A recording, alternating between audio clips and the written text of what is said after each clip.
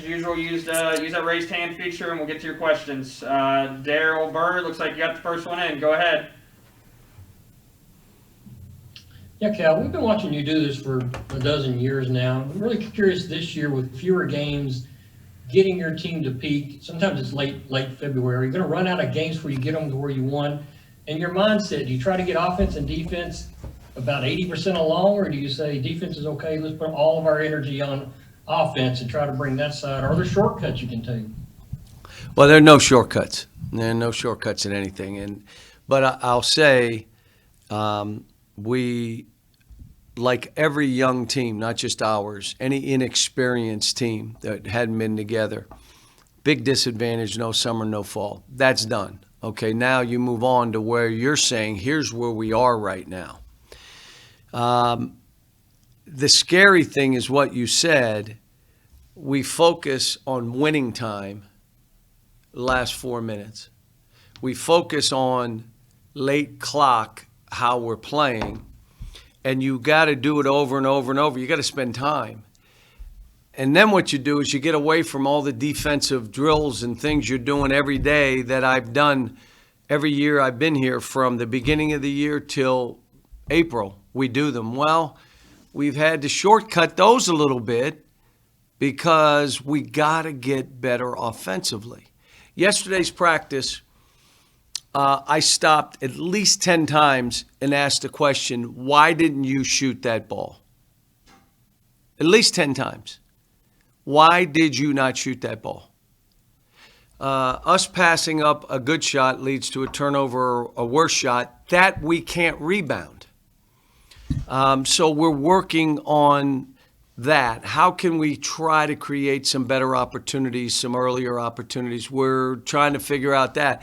We're also, you have to look at individual players and say, all right, how do I help this young man so the game's easier and there's more clarity? I mean, we're doing all that. And I had 3 days. We didn't practice for 4 of the last 5 days. We have not practiced. Yesterday was the first day. And I had time to just go through, okay, what are some other things that we can try? Here's the crazy thing. We're not that far away.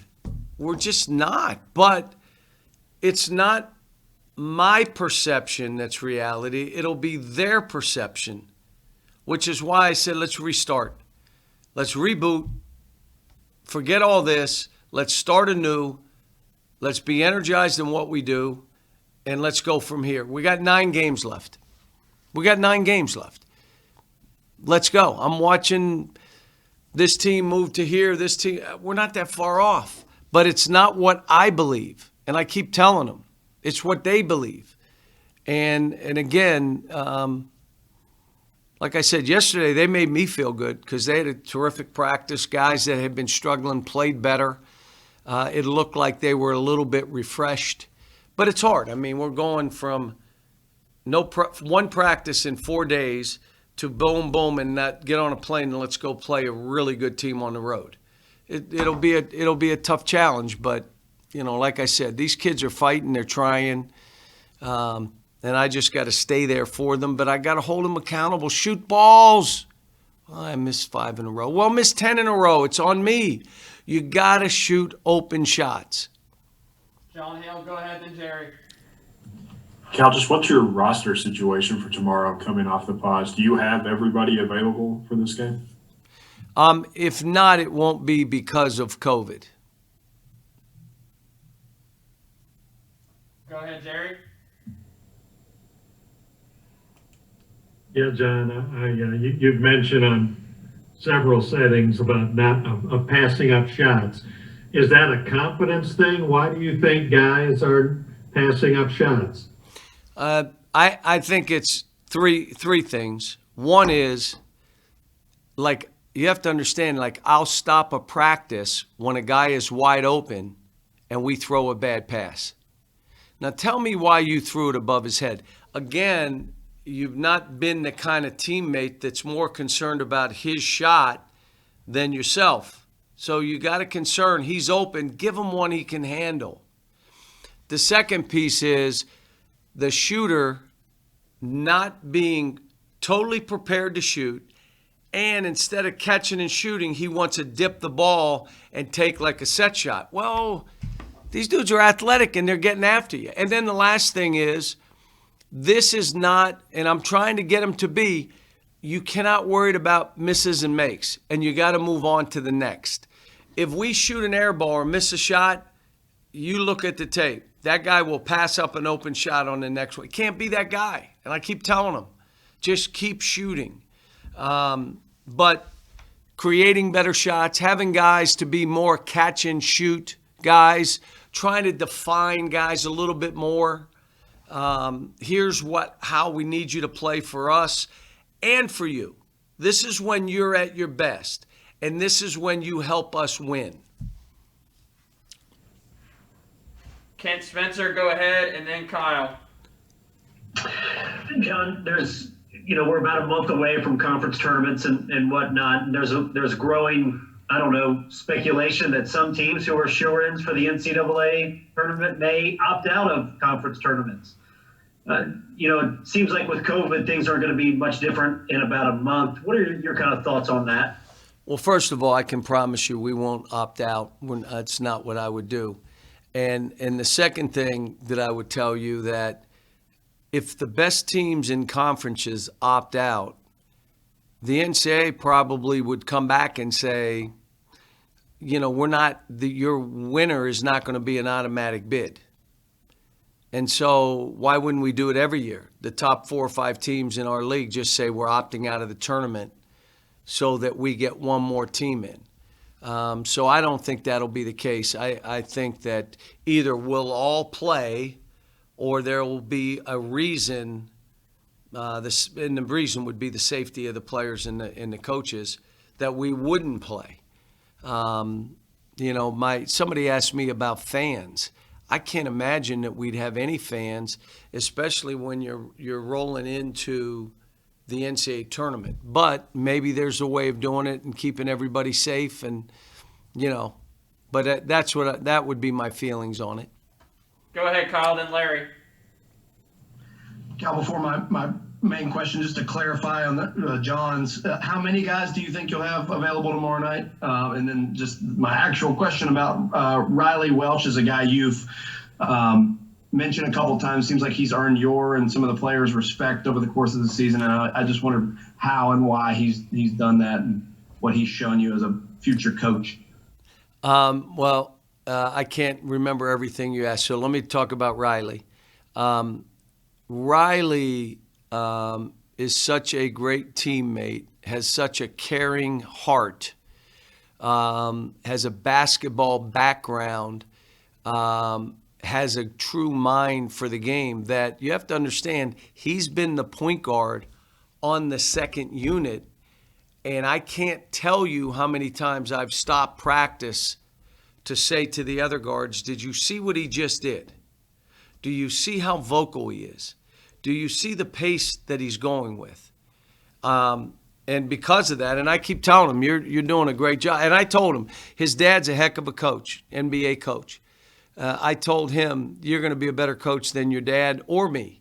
And he likes to get in the gym and work the guys out, doing those things. And they respect him because they all know he's about them.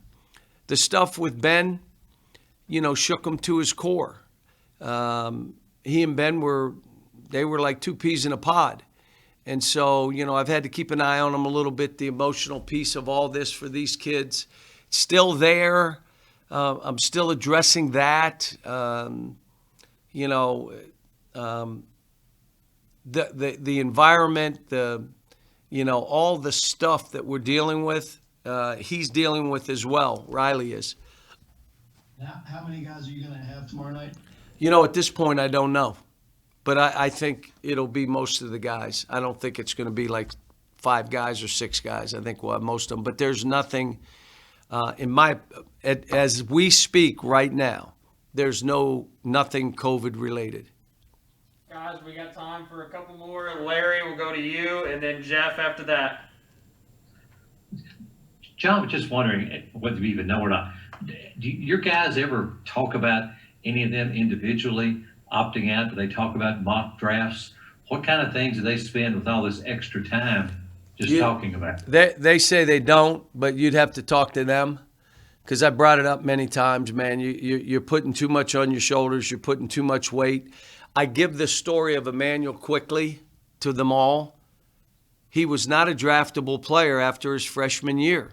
As a matter of fact, he was playing 10 minutes a game. The beginning of his sophomore year, if you told me he was going to be drafted, I'd tell you you're crazy. He trusted us, and we helped define his game. The question today, Coach, as a point guard, and I said, wait a minute, what about Tyrese? What about Jamal Murray? I can go on and on of guys that learned to play basketball, that learned to be an offensive threat away from the ball, that had runners and different ways of scoring added to their game, because many times a guy wants the ball in his hands because he thinks it's easier.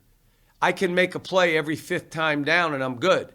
But when you're off the ball and having to make plays, it's a lot harder. You got to get open. You got to make open shots. You're not going to have the ball 70% of the time.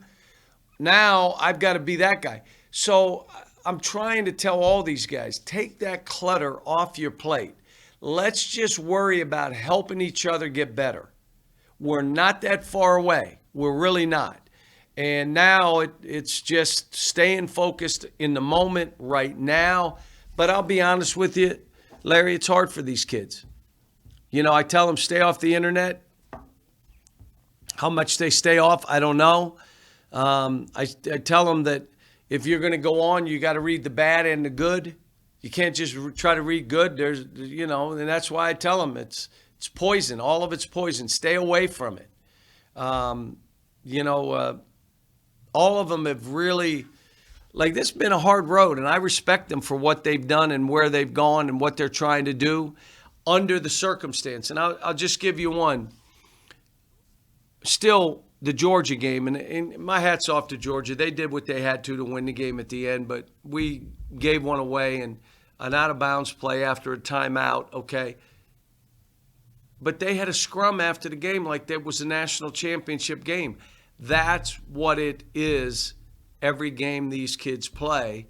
And you know what? They learn to fight. They learn to battle. You look at it, guys, and that's the biggest thing we teach them here. Nothing's given to you. You got to fight for what you want. You got to nudge yourself in there. You got to bet on yourself. If you're not working, and again, you want to build your confidence? Great. Here's how you do it. Whatever's really hard for you, do it over and over and over and over. That's how you build confidence. Not going in the gym with a cone and shooting balls. What's really hard for you to do? Well, then work on that all the time. That's how you build your confidence. And all these kids, if every shot is life or death, is a draft position, you die all the time. You don't want to be in that mode. Let's see how good we can get together. Let's see if we can get better offensively. Let's see if we can finish games better. Let's see if we got a couple daggers on this team. In other words, you're wide open. If you make that shot, that's the dagger that wins the game. We just keep missing those. You be the dagger on this team. No matter what, 4 minutes to go, that's where we got to get some daggers. And again, not thinking of anything else. Yesterday they were good. I mean, we got a tough game in Missouri. Hard, they physical, they guard. They got a big man that's a moose. Their guard plays good. It's even better. They got all these guys back from last year's team that we struggle with. So it's going to be a hard game. But it's like the Texas game. When I had to tell them on Friday that this is what's happened and we're not going to play Texas, dudes were mad. And one of them immediately said, Coach, can you reschedule that game? And then they all chimed in, yeah, reschedule, Coach. These kids want to play, and they want to play good teams. I just want us to play better in winning time, last 4 minutes. We got to play better then. And that means playing to win, playing to be the dagger, playing to make the rebound or the play or the stop or the block that ends the game. Not, I wonder, we may not win. You can't play not to lose. Play to win. Jeff, last one. Go ahead. Yeah, Cal, I was wondering, is there any update on Terrence right now? And kind of as a follow-up, you had the video with Oscar yesterday. What's the timeline for kind of working him in, and what do you hope to get, from him in practice with your bigs? Well, here's the thing that Oscar, the thing I loved about him was how hard he worked, how hard he played, how he would just make, and everything was extra effort stuff. And I want him to go against our guys and try to bring some of that out of the guys we have. Even though they've been playing hard, let's take it to another level. 1 rebound, 2 rebounds. You ready for this? 2 less turnovers per game, 2 more rebounds, a made shot. Where is this all? And so I want him to add to it and help us. And he's ready to do that. He's got to go through some other stuff. He won't practice today, and he's not going to travel with us today to go to Missouri. But when we come back, he'll start, and we'll have some time to bump him in. And again, with Terrence, we're going by the doctors and what they're telling us.